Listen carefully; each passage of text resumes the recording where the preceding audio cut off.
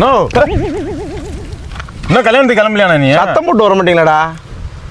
எங்கடா கிளம்பணும்? கல்யாணத்துக்கு யாரு கல்யாணம்? நம்ம வெங்கட கல்யாணம். அவனுக்கு வந்து சண்டே ஆச்சே, அவன் பேச மாட்டான். கல்யாணத்துக்கு என்ன கூப்பிடல, நான் எப்படி கல்யாணத்துக்கு வருவேன்? பேச மாட்டாங்களா? சரிண்ணா. என்ன வரல கல்யாணம்? விருத்தாசலத்துலண்ணா. அவன் சரி, அவன் எங்கேயா கல்யாணம் பண்ணி போகிறான், நமக்கு தேவையில்லாத. நீங்கள் அக்கா பையனுக்கு பிறந்தநாள் வேப்பில் அந்த கேக்கு இல்லை, அந்த கேக்கை வாங்கிட்டு வாங்கடா. நோ அந்த கடை வேணா, நான் பேக்கரியில் வாங்கிட்டு வரேன். மறக்காம வாங்கிட்டு வந்துடுவியா? வாங்கிட்டு வந்துடுவேண்ணா. சரி ரைட்டு. இப்போ கல்யாணத்துக்கு போய் ஆகணுமா? ஆமாண்ணா. நம்மளை கல்யாணத்துக்கு போக விடமாக்குறாரு.